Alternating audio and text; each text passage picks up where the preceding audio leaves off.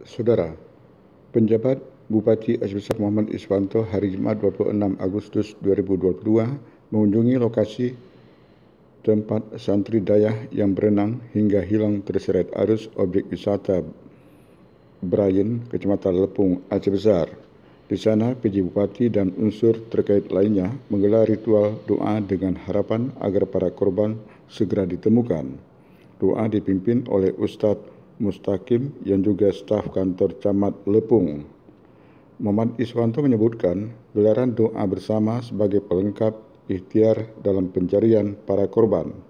Di samping itu, tim SAR terus melakukan pencarian dan pihaknya juga menggelar doa bersama dengan harapan korban dapat segera ditemukan. Iswanto berharap upaya pencarian dapat berlangsung lancar tanpa kendala sampai para korban semuanya ditemukan.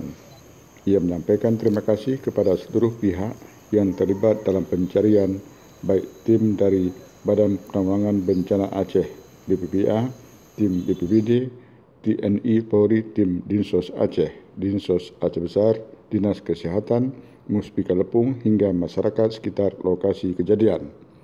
Tampak hadir pada kegiatan doa itu Kepala Pelaksana BPBA Ilyas, Kepala Dinas Sosial Aceh Besar Bahru Jamil, Kepala BPBD Aceh Besar Ridwan Jamil, serta Kepala Dinas Pemuda dan Olahraga dan Pariwisata Aceh Besar Abdullah.